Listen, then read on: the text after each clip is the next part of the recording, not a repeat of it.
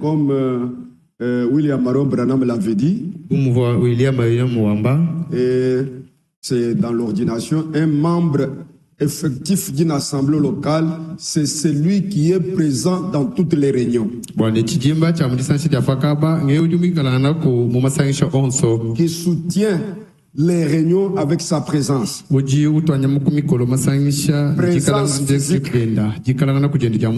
Alors, il prie pour l'assemblée. Et il soutient encore l'œuvre avec ses dîmes et ses offrandes. Que Dieu soit loué. Nous allons lire Esdras chapitre 1. Premier verset. La première année de Cyrus, roi de Perse, afin que s'accomplisse la parole de l'Éternel prononcée par la bouche de Jérémie, l'Éternel réveilla l'esprit de Cyrus, roi de Perse, qui fit faire des vives voix et par écrit cette publication dans tout son royaume.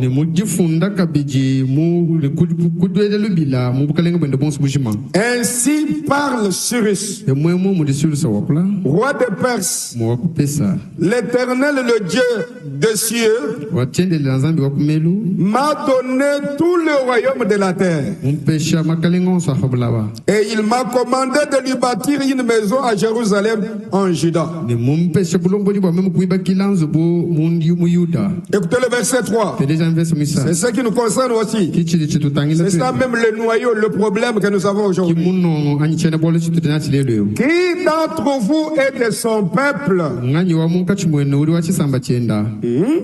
Que son Dieu soit avec lui. Et qu'il monte à Jérusalem en Juda et bâtisse la maison de l'Éternel, le Dieu d'Israël. C'est le Dieu qui est à Jérusalem. Dans tout le lieu où séjournent des restes des peuples de l'Éternel,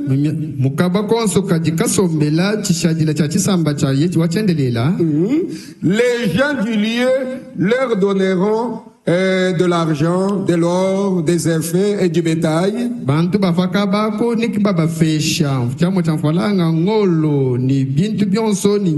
Avec des offrandes volontaires pour la maison de Dieu qui est à Jérusalem. Écoutez le verset 5. Les chefs de famille de Juda et de Benjamin, les sacrificateurs et les lévites, tous ceux dont Dieu réveilla l'esprit s'élevèrent pour aller bâtir la maison de l'Éternel à Jérusalem. Que Dieu ajoute ses bénédictions à la lecture de sa parole. Vous pouvez vous mettre. Que notre Dieu soit loué. Oui, suivez attentivement. Nous y allons mollo mollo, petit à petit. Quand vous écoutez, au moment où vous écoutez la parole de Dieu, priez beaucoup pour que le Seigneur vous donne la révélation. Écoutez, c'est la première année du roi Cyrus. Si j'avais le temps, j'allais vous montrer dans les Saintes Écritures que Cyrus était un serviteur de Dieu, une arme dans la main du Seigneur. Il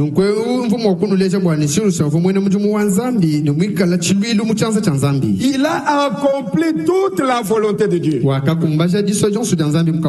Écoutez bien, mes frères. Le Seigneur dit à Cyrus, Cyrus, maintenant, lève-toi. C'est toi. Par toi. Il était un roi babylonien. Il était roi de Perse. La Bible dit qu'afin que s'accomplisse la parole de l'Éternel prononcée par la bouche de Jérémie.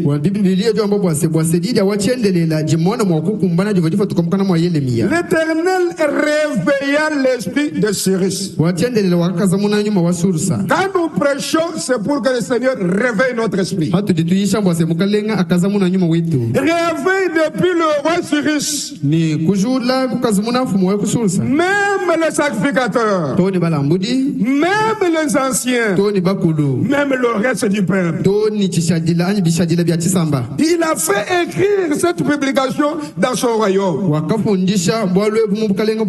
Ainsi, verset 2, ainsi parle Cyrus, roi de Perse. Cyrus parle. Et tout le peuple exécute. Quand Dieu parle, nous devons obéir. Je n'ai pas entendu des amis. Cyrus a parlé. Tout le peuple reconnaissait que c'est Dieu qui avait établi Cyrus. Et ainsi parle Cyrus.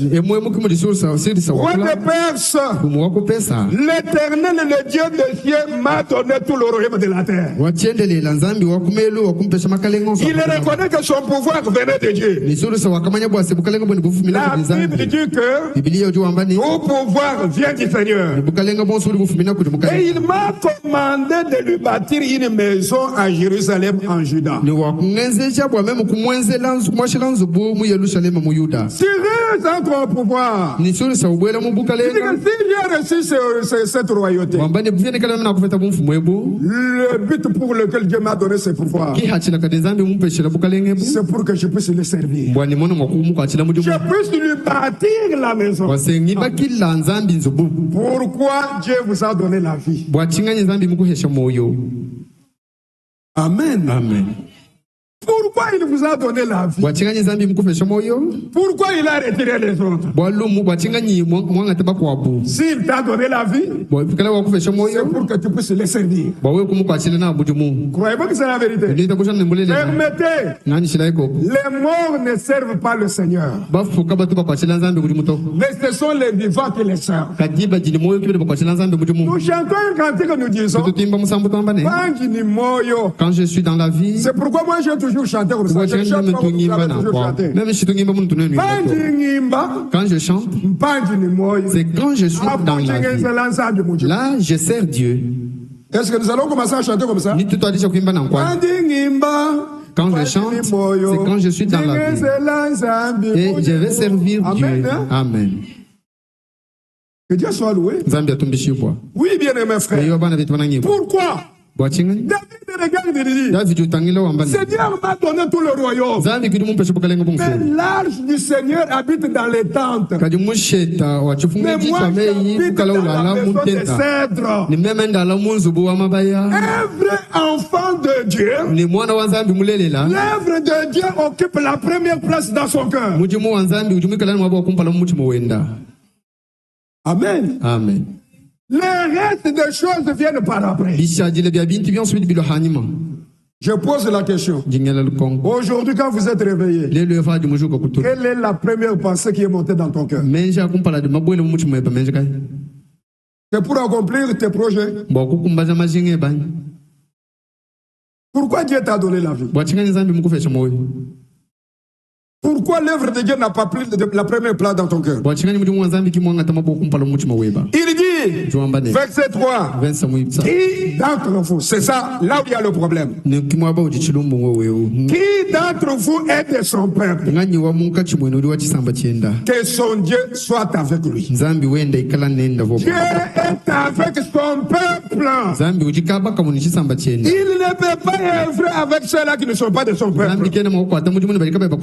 Il monte à Jérusalem en Juda et bâtisse la maison de l'Éternel. Le Dieu d'Israël, c'est le Dieu qui est à Jérusalem. Dieu n'a pas besoin de volontaires. Il avait besoin de ceux-là qui étaient revenus de la captivité babylonienne. Je lis quelque chose. Je lis la circulaire numéro 5. Circulaire numéro 5. Écoutez. Ce message est adressé à qui? Pour la reconstruction du temple. Ah, écoutez maintenant. Je vais continuer à lire ça. Au cours de mon voyage, si je lis ça, ça va nous prendre beaucoup de temps. Il dit, considérez attentivement ce qui s'est passé jusqu'à ce jour. Nous allons arriver à cette écriture, c'est dans Jean chapitre 2. Chapitre 1. Jusqu'au 24e jour de la 9e mois. Du 9e mois. Soudain, lorsque j'ai lu cela, c'est frère Franck qui dit, quand j'ai lu cette écriture, la pensée me vint qu'il s'agissait du même moi. Ce que je lis ici, c'est dans le même mois que Agé avait donné le message. Du même jour auquel le Seigneur avait parlé ici dans l'assemblée de Krefeld d'une façon tout particulier. Au travers d'une révélation prophétique, et je fus saisi d'une sainte crainte de Dieu. Quand Dieu parle au travers de sa parole, nous devons être saisis de la sainte crainte de Dieu. J'ai senti la puissance de Dieu. Et reconnu que c'est le même Dieu qui s'occupe aujourd'hui encore de son œuvre et de son peuple.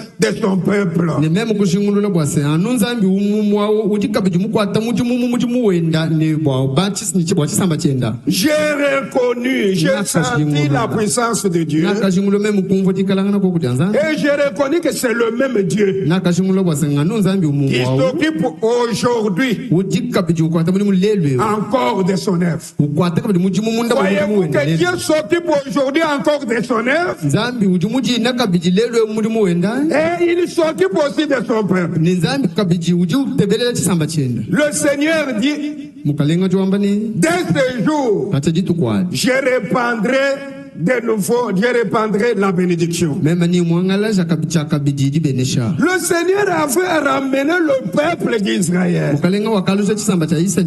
Oh, Cyrus s'adressait à qui? Cyrus s'adressait au peuple qui avait été ramené par Dieu. Un peuple qui était dispersé dans Babylone. Le même peuple là, le Seigneur l'avait ramené sur la terre de promesse, à Jérusalem. Écoutez, et quand ce peuple est revenu maintenant, c'est alors que Dieu maintenant parle à Cyrus. Il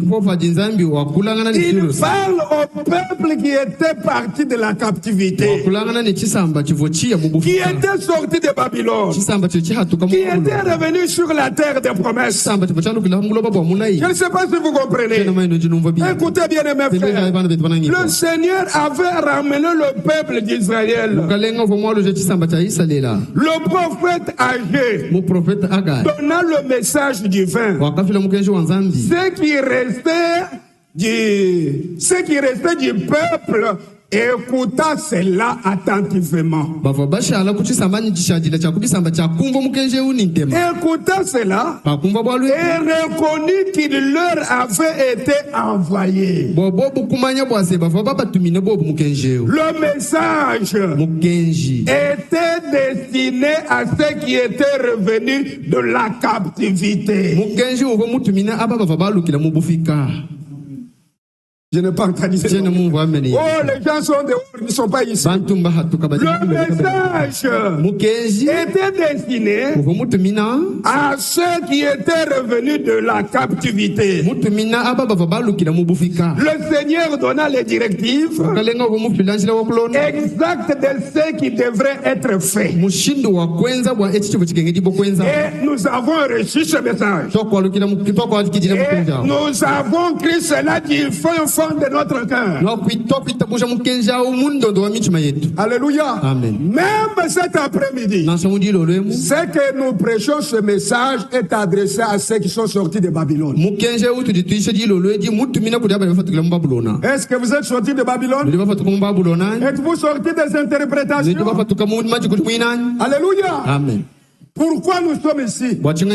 C'est pour écouter ce message. Ce n'est pas pour les dénominationnels. Le message apporté par William Maro Branham, c'est pour les enfants de Dieu. Permettez? J'ai écrit quelque chose. C'est pour le fils et le fille de Dieu.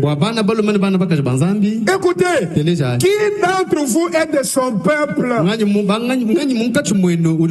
C'est une question posée. Qui d'entre vous est de son peuple? Que son Dieu soit avec lui. Et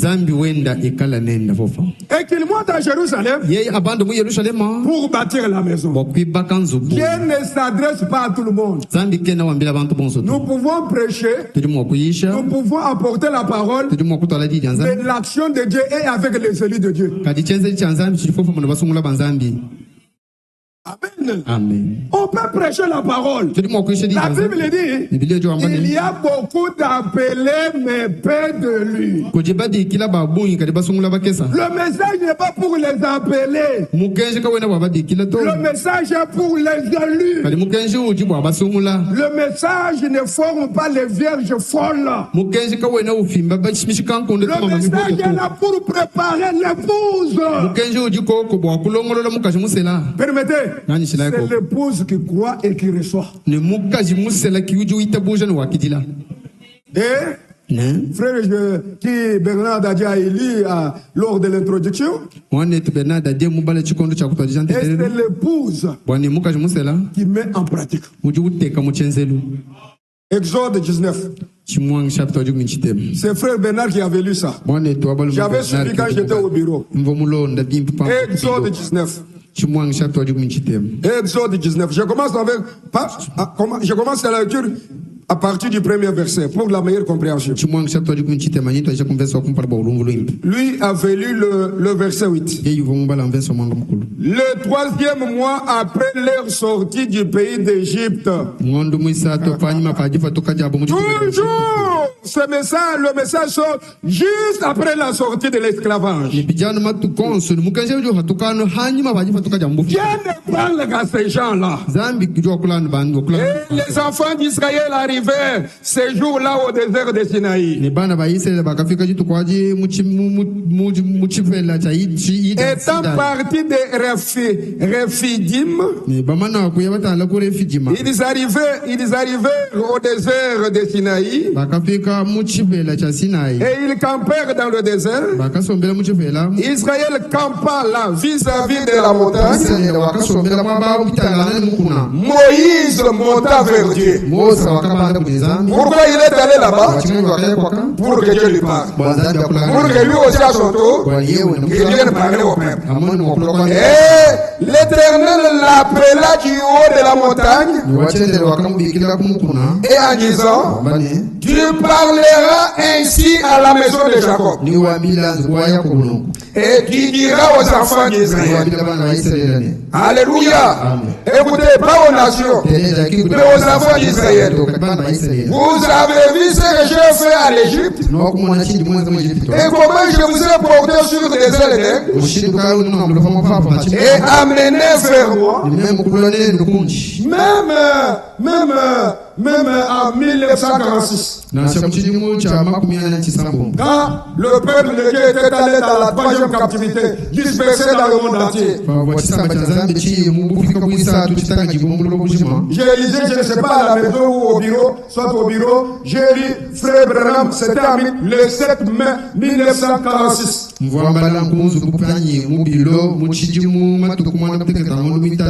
lu la leçon. Le 7 mai 1946. Il voyait le film qu'on appelait Minuit moins minuit moins 3. Est-ce que vous êtes là-bas? Est-ce que vous comprenez? Minuit moins 3. Et quand il voyait ce film-là, il voyait comment est-ce qu'on prenait le peuple d'Israël partout, par l'ONU. L'ONU avait envoyé des avions dans le monde, dans 143 pays comme ça du monde. Ils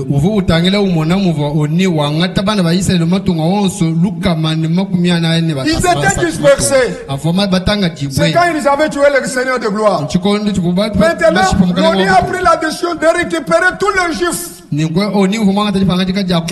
dispersés dans plus de 143 pays. Et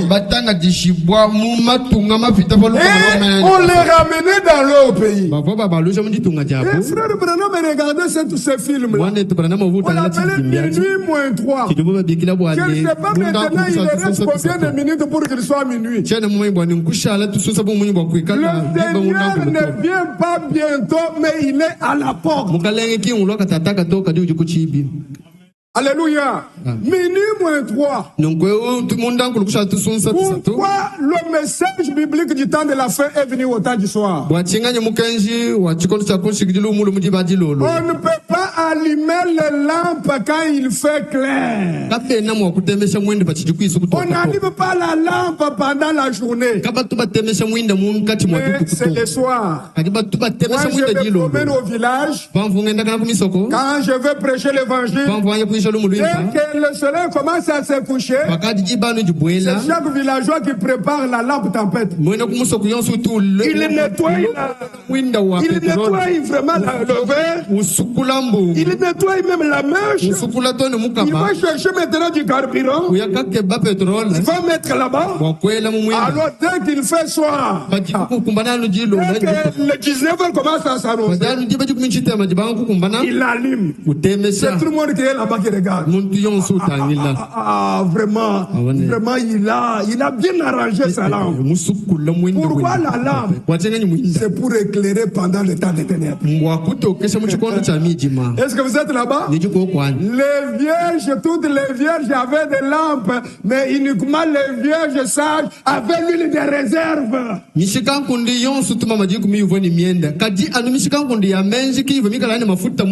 Le message est venu au temps du soir.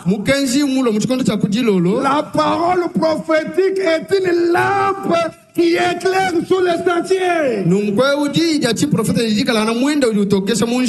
Écoutez, regardez, bien il y avait frère Branham qui disait, il y avait quelqu'un qui ne croyait pas à la guérison divine. C'était en Finlande. Écoutez ce qui s'est passé. Alors frère Branham lui dit, mais il est déjà 19h. Nous n'avons pas de lumière. Comment tu vas parvenir chez toi? Il dit que non. Avec moi dans mon sac, j'ai une lanterne. J'ai une lampe. Ce n'est pas une torche. J'ai une lampe. Mais quand j'ai la lampe, alors elle va me présenter le sentier. Elle va éclairer le sentier. Je ne connais pas. Pour parvenir chez moi, c'est difficile. Mais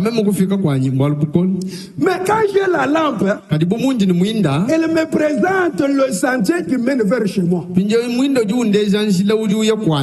Avez-vous la lampe?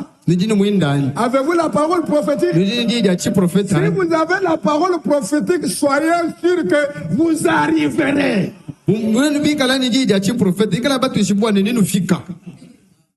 Dites Amen. Amen.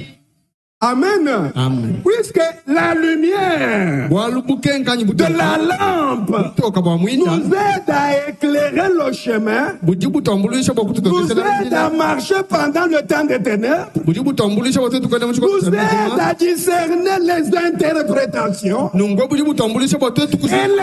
fausses doctrines jusqu'à ce que l'heure de minuit va arriver. L'heure de minuit, c'est le retour du Seigneur Jésus. Amen. Amen. Écoutez maintenant, bien aimé. Nous continuons. Alors maintenant, écoutez ce qui s'était passé. Les enfants d'Israël, ils ont dit non. Nous n'allons pas entrer dans ces avions. Est-ce que notre Dieu avait-il déjà annoncé que le retour dans notre pays, nous allons monter dans ces avions?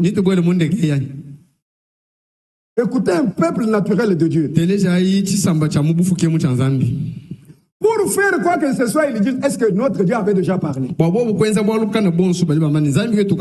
Nous n'allons pas monter dans les avions.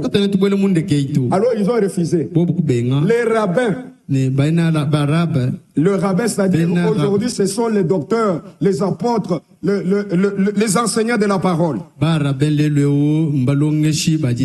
Alors, ils ont pris Exode chapitre 19. Ils ont commencé à fouiller. Ils ont trouvé Exode.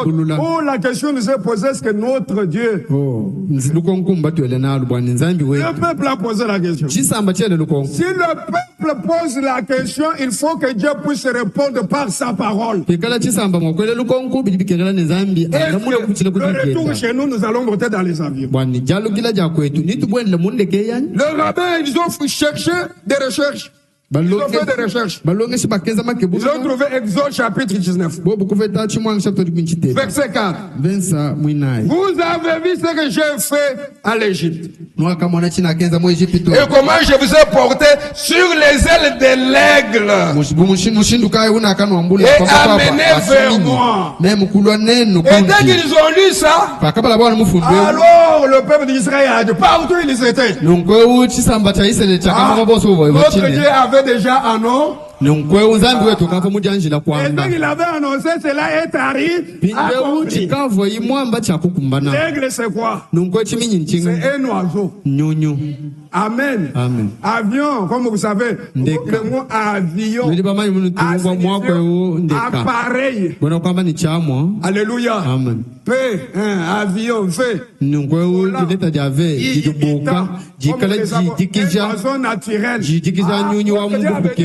Le retour chez nous, nous monterons dans les avions.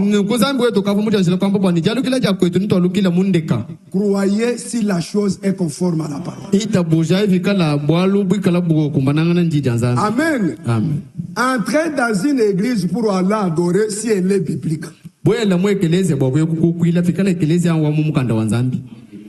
S'il y a un enseignement biblique, s'il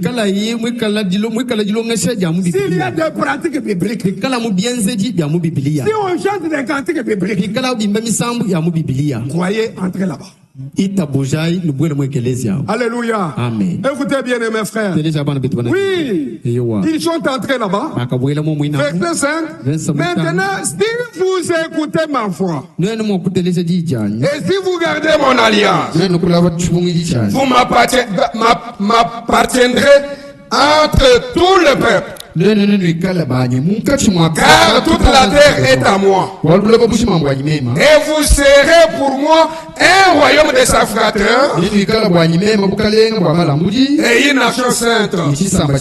Voilà les paroles que tu diras aux enfants d'Israël.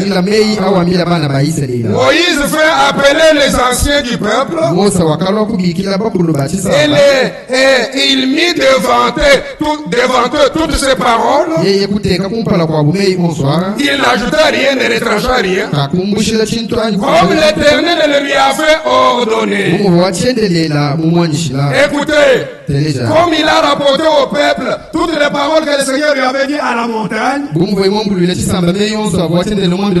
il les a présentées devant les anciens, et tout le peuple tout entier répondit, nous ferons tout ce que l'Éternel a dit. Est-ce que vous êtes là? Je lis. Le peuple tout entier répondit, nous ferons tout ce que l'Éternel a dit.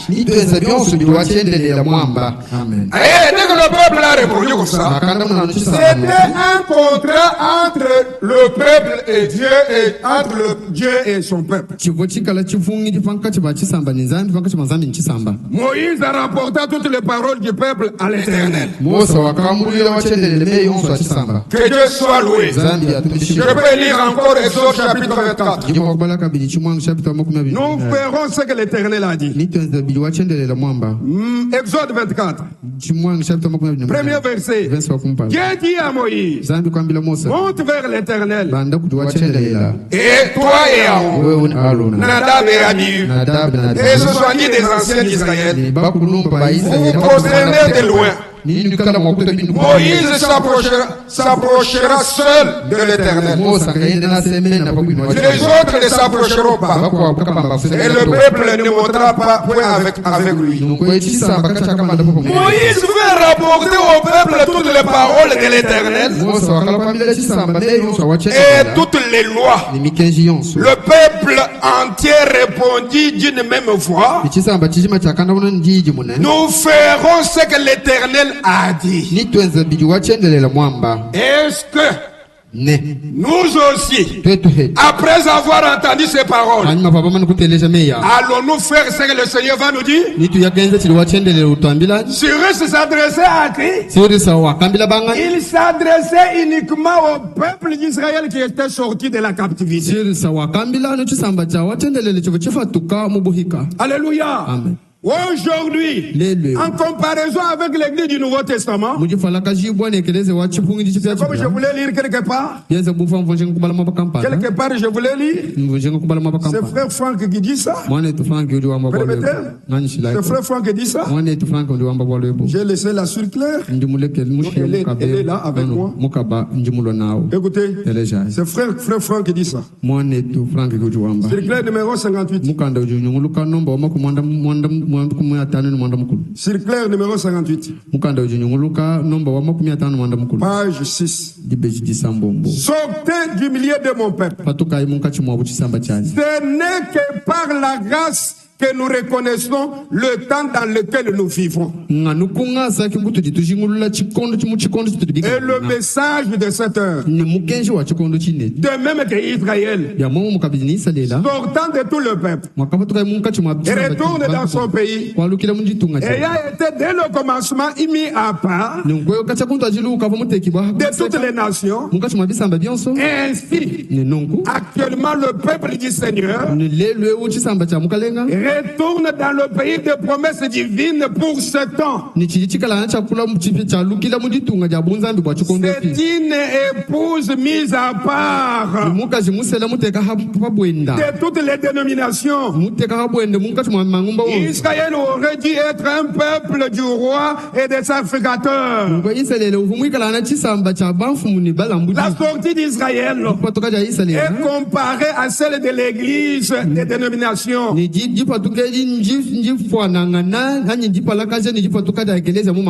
Est-ce que vous êtes là-bas l'église? Alléluia. Qui est de son peuple? Il s'agit aujourd'hui de l'église.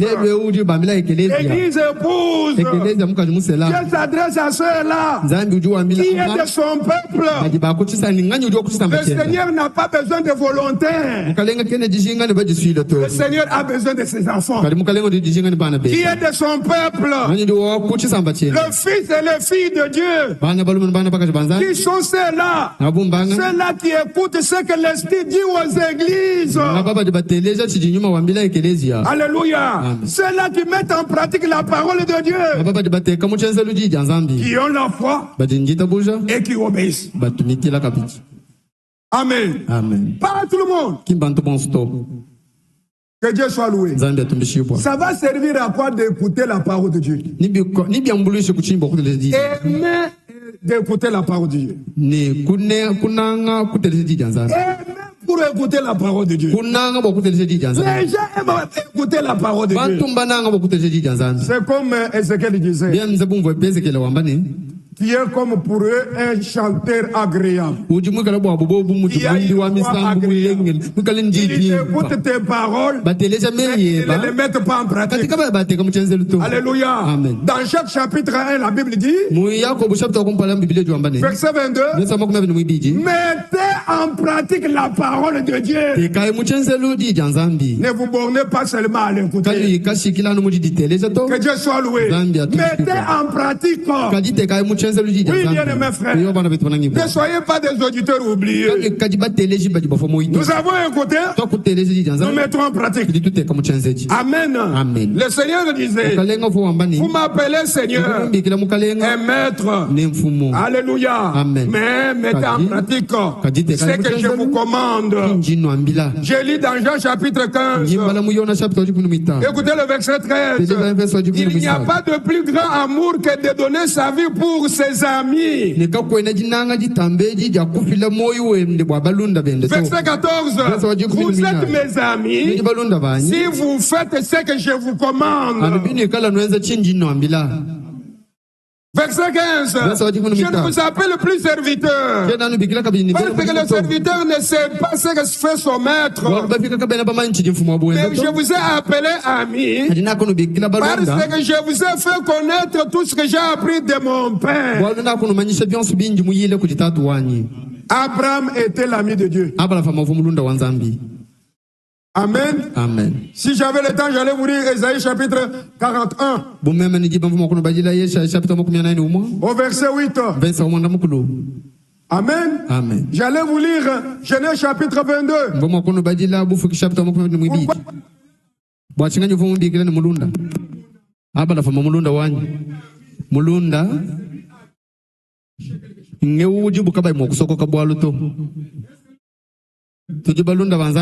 Dans notre temps ici, Dieu ne nous a rien caché. Tous les conseils, aujourd'hui nous pouvons parler. Paul parle à dire aux anciens que je vous ai donné tous les conseils de Dieu. Mais aujourd'hui, dans l'âge de la Odyssée, nous avons reçu tous les conseils de Dieu. Il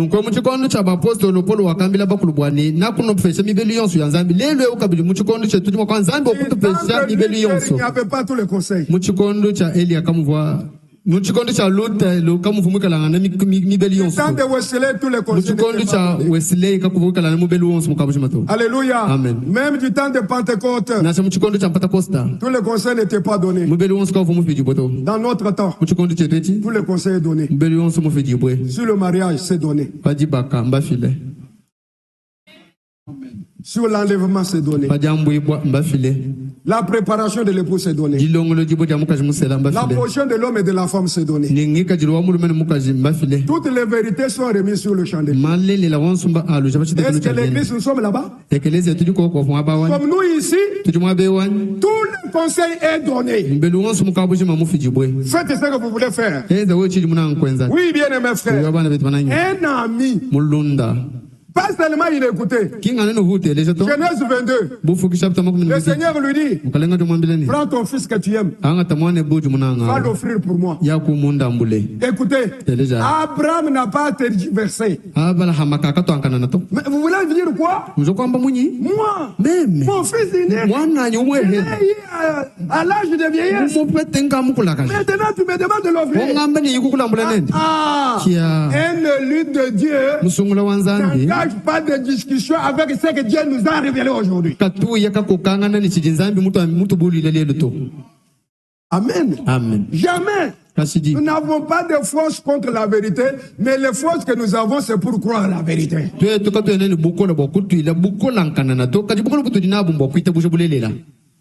Abraham, dès que le Seigneur a dit ça, serviteur, allez, prenez le bois. Cherchez le feu. Cherchez directement une bétail. Une bête. Allez, nous allons. Eh, toi Isaac. Alors, oui, Isaac. Passe devant. Est-ce que vous êtes là-bas? Obéissant comme ça. La foi sans œuvre, c'est une foi morte. Quand il y a la foi, il y a les œuvres qui l'accompagnent. Quand il y a la foi, il y a l'obéissance de la foi. Alléluia. Amen. La foi sans l'obéissance, ce n'est pas une foi. Oui, bien-aimé frère. Qui est de son peuple? Que son Dieu soit avec lui. Amen. Ce sont ceux-là qui écoutent sa parole et qui la mettent en pratique. Oui, bien-aimé frère. Je lis encore quelque chose. Dans Ezra chapitre 3. Ezra chapitre 3. Lisons encore Ezra chapitre 3. Écoutez le verset 11. Ezra chapitre 3 verset 11. Nous lisons.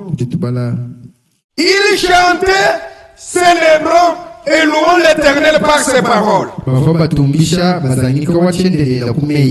Car il est bon, car sa miséricorde pour Israël dure à toujours. Et tout le peuple poussait des grands cris de joie en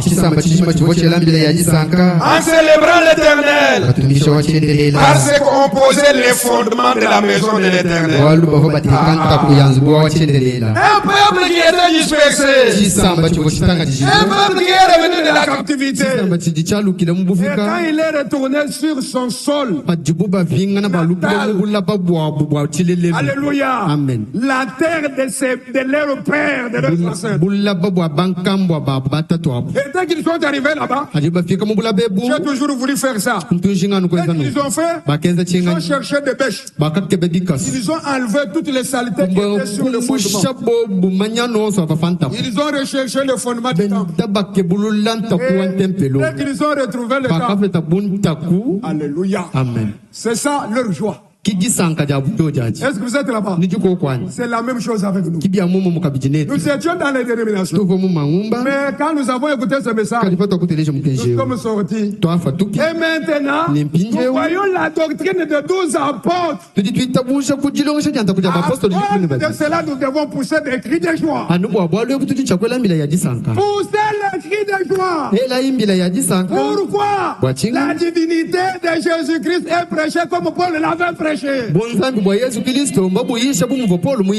mariage est prêché comme Paul l'avait prêché. Poussez le cri de joie. Nous sommes retournés au fondement. Nous avons retrouvé le fondement. Que Dieu soit loué. Est-ce que vous êtes dans la joie? Bien-aimés frères, les dénominationnels que vous voyez, ils ont des journées de louange. Oh, nous avons des journées de louange. Ils sont là en train de jouer. Posez-leur la question. Vous louez à cause de quoi? Nous les louons puisque nous avons retrouvé les mêmes vérités que Paul avait prêchées. Alléluia. C'est ça. C'est même les cris que nous poussons les cris que nous disons.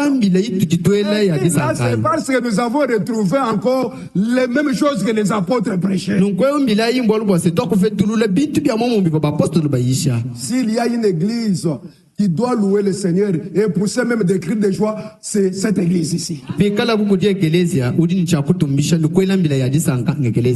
Croyez-vous que nous sommes une église biblique?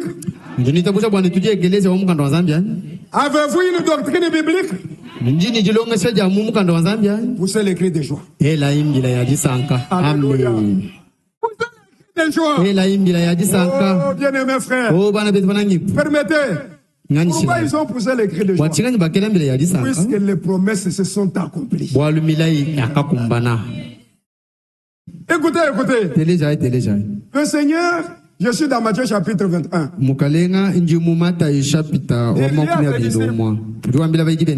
Allez quelque part. Vous trouverez l'âne. Le petit et quand les disciples ont amené ça, ils ont mis des habits sur sur l'âne. Alors le Seigneur est monté. Alléluia. Alléluia. Maintenant le Seigneur descendait à Jérusalem. Ceux qui étaient devant et ceux qui étaient derrière poussaient des cris. Pourquoi ils poussaient des cris? Puisque ce que Zacharie avait annoncé s'accomplissait. Alléluia. Amen. La restauration de la parole, c'est la promesse annoncée. Joël dit, je vous remplacerai les années qu'on dévorait la sauterelle. Joël 2, verset 25. Mais le mot approprié, ce n'est pas remplacer. Remplacer. Mais restaurer. Restituer. Êtes-vous là? Le mot restaurer est très important dans notre temps. Pourquoi? C'est la promesse de notre temps.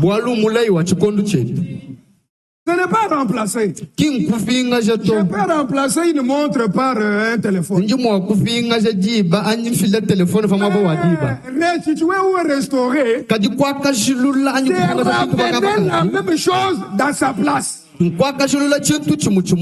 Remplacer, restaurer, remettre la chose à son état originel. Croyez-vous que les vérités bibliques nous ont été restaurées? Dieu a utilisé un prophète puissant. Même du temps de Moïse, n'était pas comparable à Moïse. Même Paul n'avait pas le ministère que Dieu avait donné à William Aro Branham. Le ministère du Fils de l'homme. Écoutez, du temps de Jean-Baptiste, il n'y avait aucune vérité qui était dérangée. C'est pourquoi je ne pouvais jamais parler de la restauration. Mais Élie de Malachie 4, on parle de la restauration. Aujourd'hui, tout nous est restauré. Pas seulement la doctrine apostolique, même la vie. Notre vie doit être conforme à la parole restaurée. Dites Amen. Amen. Dans l'église du Seigneur, aucune femme ne peut pas prêcher. Amen. Dans l'église du Seigneur, un ancien doit être marié d'une seule femme. Personne n'a droit de changer ça. Êtes-vous là? Marie, un ancien doit être marié d'une seule. Je n'ai pas entendu vos amens. Vous alliez pousser des cris de joie. Amen. Amen. Un ancien doit être marié d'une seule femme. Écoutez ce qui s'était passé à Canaan. Il y a une assemblée là-bas. Alors, un pasteur a eu des problèmes avec sa femme. Il est déjà marié. Le Seigneur l'a déjà repris. Mais pendant qu'il était en vie, il a eu des problèmes avec sa femme. Alors ils se sont séparés. L'homme revient maintenant dans l'église. Je sais bien que vous m'aimez. Je vous pose la question. Le don que j'ai, c'est celui qui est important devant l'église. Est-ce que l'église vous accepte? Afin que je puisse m'engager dans un autre mariage. Et je resterai toujours votre. Vous savez, ce qui compte, ce n'est pas le mariage, mais c'est le don que Dieu a placé. Si la Bible dit, l'église est l'appui et la colonne de la veille.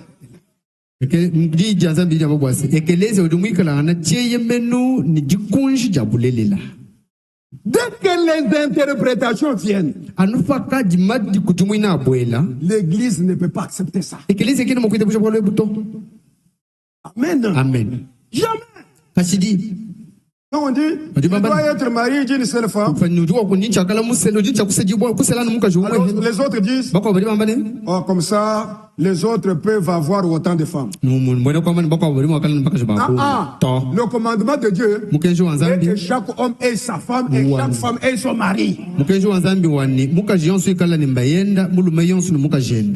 Que Dieu soit loué. Continuons. Qui est de son peuple? Maintenant, ils ont poussé des cris de joie. Esdras chapitre 4. Premier verset. Les ennemis de Juda et de Benjamin apprirent que le fils de la captivité bâtissait un temple à l'Éternel, le Dieu d'Israël. Ils vinrent auprès des Zorobabel et des chefs de famille et leur dire, nous bâtirons avec vous les ennemis de Juda et de Benjamin, les ennemis des enfants d'Israël. Ils viennent dire, nous bâtirons avec vous, car comme vous, nous invoquons votre Dieu. Notre Dieu n'est pas leur Dieu. Amen. Amen. Oui. Et nous lui offrons des sacrifices depuis le temps d'Asser Adon, roi d'Assyrie, qui nous a fait monter ici. Écoutez la réponse. Les Zorobabel, Josué et les autres chefs de famille d'Israël leur répondirent, ce n'est pas à vous. Ce n'est pas à vous et à nous. Ce n'est pas à vous et à nous de bâtir la maison de notre Dieu. Nous la bâtirons nous seuls à l'Éternel. Dieu n'a pas besoin de volontaires. Écoutez, qui sont ceux-là qui doivent participer à l'édifice? Dans l'Ancien Testament, c'était uniquement le peuple d'Israël. Dans le Nouveau Testament, ce sont ceux-là qui sont nés de Dieu. Dites Amen. Amen. Né de nouveau. Fils et filles de Dieu. Qui sont sortis de Babylone. Alléluia. Amen. Qui obéissent à toute la parole de Dieu. Ce sont ces gens-là que Dieu a besoin. Je prends l'exemple des chandeliers. Chandelier, Exode chapitre 25. Exode chapitre 25. Verset 31. Nous lisons. Tu feras un chandelier d'or pur. Et ce chandelier sera d'or. Sera fait d'or pur, d'or battu. Son pied,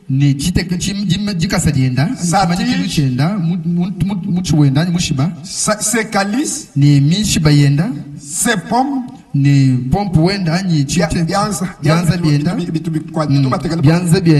et ses fleurs seront d'une même pièce. Alléluia. Amen. Permettez. Le chandelier représente l'église du Nouveau Testament. Apocalypse chapitre 1 verset 20. Les 7 étoiles signifie les 7 anges messagers. Les 7 chandeliers, l'église dans les 7 âges de l'église. Est-ce que vous êtes là-bas? Suivez. Mais l'église n'est pas un club. L'église n'est pas un club. L'église, ce n'est pas une organisation humaine. L'église, l'église, ce sont les gens nés de Dieu. Nés de nouveau. Nés de la parole et de l'esprit. Les gens qui ont fait l'expérience de la nouvelle naissance. Les gens qui ont fait l'expérience de pardon de leurs péchés. Ces gens-là sont comme une même pièce. Que Dieu soit loué. Bien mes frères, dans l'église primitive, tous étaient une même pièce. Tous étaient nés de nouveau. Tous sont arrivés jusqu'au baptême du Saint-Esprit. C'est pourquoi ils avaient la même pensée. Ils avaient le même sentiment. Alléluia. Amen. Je regarde même parmi les jeunes. Je regarde même parmi les sœurs. Pour les jeunes, si vous êtes entrés dans l'église, on n'y entre pas. Mais on doit l'être. Amen. Amen. Permettez. Il y a des jeunes qui nous font permettez, de l'hypocrisie ici. De l'hypocrisie. Ils font n'importe quoi. Permettez. Je regarde au diacre. Et je regarde à ceux qui sont déjà âgés dans la parole. Priez beaucoup pour ces jeunes. Je n'ai pas entendu vos amis. Priez beaucoup pour ces jeunes. Ils sont dans la turbulence. Permettez, là où le péché se trouve, Dieu n'est pas capable d'opérer. Le péché arrête les bénédictions dans l'église. Jeunes, arrêtez. Amen. Amen. Soyez sobres. Quand je parle de jeunes, et des jeunes filles, et des jeunes garçons. Vous qui êtes âgés, priez pour eux. Et montrez-leur encore la voie à suivre. Que Dieu du ciel vous bénisse. L'église doit être sainte de la chair juste dans le banc. Vous suivez l'exemple de qui? Même dans des bistrots. Pour prendre de la bière. Pour prendre de la boisson. Pour faire n'importe quoi. Il y en a d'autres même qui mènent une vie mauvaise, une vie immorale.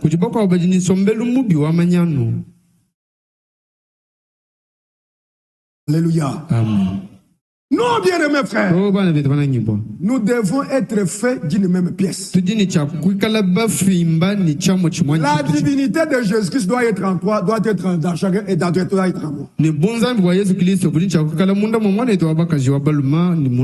Que Dieu vous bénisse. Oui, bien-aimés frères, c'est ça l'église dont Dieu a besoin. Les gens nés de nouveau. Les gens baptisés du Saint-Esprit, qui mènent une vie qui est conforme à la parole de Dieu. Que Dieu soit loué. L'appel est adressé à son peuple.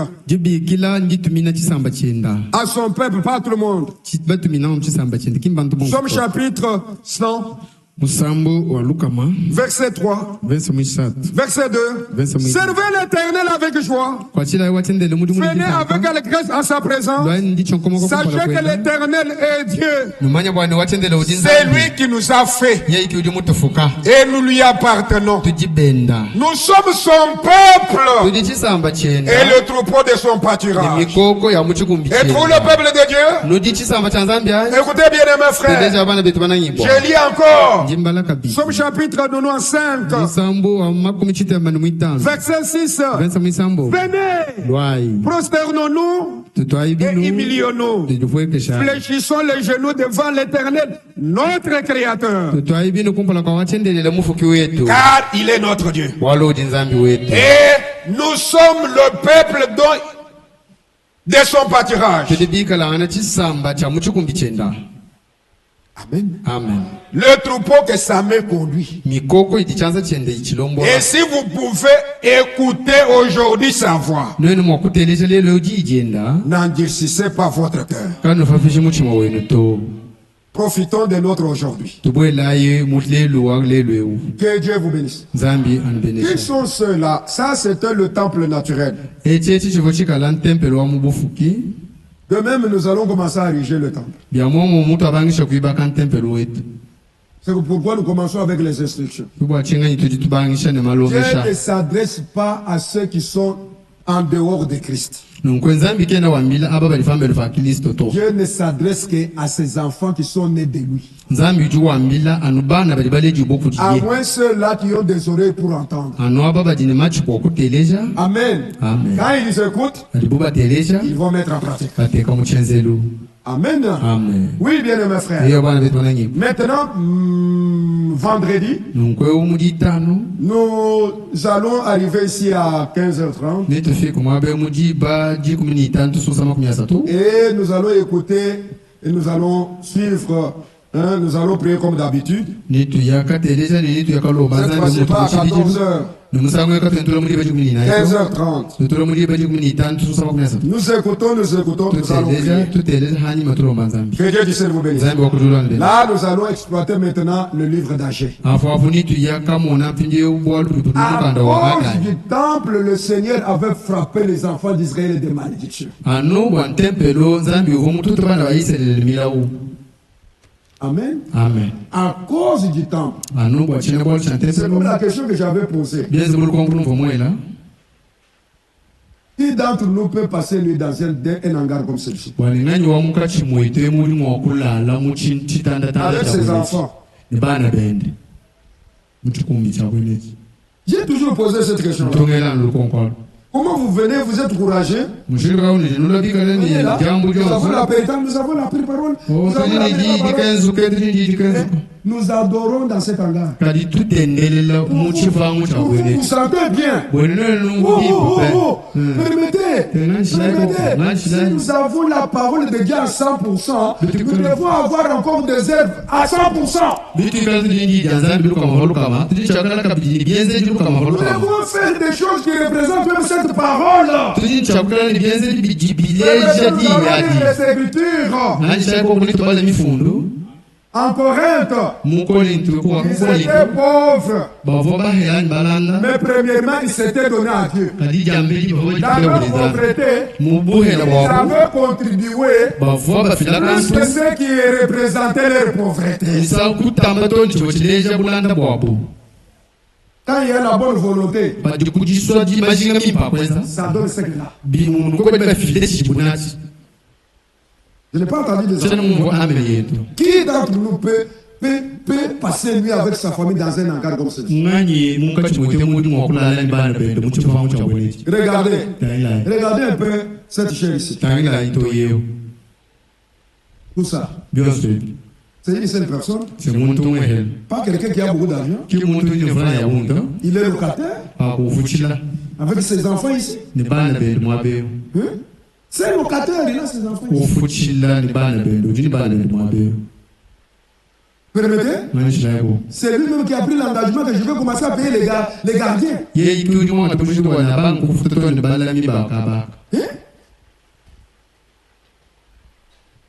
Mais il est...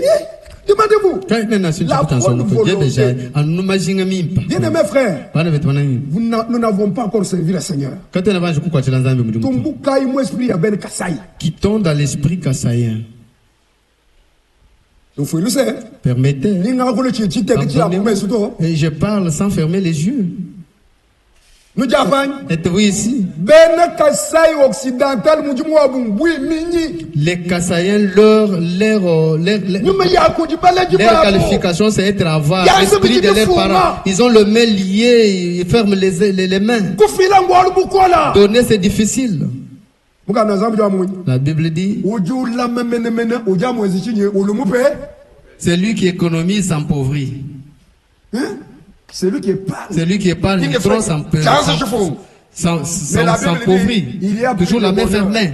Il y a plus de bonheur qu'à recevoir. Je n'ai pas suivi vos amen. Même si vous ne dites pas amen, je n'en ai pas besoin. Les Kassaïens. Nos frères qui sont des Kasaï orientales sont un peu mieux. Et les gens du Kasaï occidental ont hérité les habitudes de leur père. Ils ont l'esprit que Kamouena ça peut appeler l'esprit de tout Bindi. Ils ont de mauvaises volontés. Ils ont dit de mauvaises volontés. Même pour servir Dieu. Oh, les enfants de Dieu. Mais écoutez, nous sommes sortis du Kasaï central. Nous ne sommes pas du Kasaï, mais nous sommes concitoyens du ciel. Faisons les œuvres du ciel. Allons-nous faire cela? Que le Seigneur vous bénisse.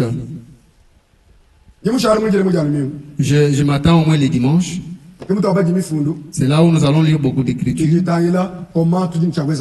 Ce qui concerne comment construire ou comment nous devons construire. Préparez-vous déjà avec votre offrande spéciale pour la construction. Que notre Dieu soit loué. Écoutez. Écoutez, nous allons lire les Écritures. Le Seigneur dit, mettez-moi à l'épreuve. Voulez-vous le mettre à l'épreuve? C'est lui qui a dit, fais avec ton cœur blanchi. Voyons si le Seigneur ne va plus répondre. Nous allons le mettre debout. Nalingi Yesu, Nalingi Yesu, Amen. Nalingi Yesu, Amen. Alléluia, Amen. Nalingi Yesu, Amen. Alléluia, Amen. Alléluia.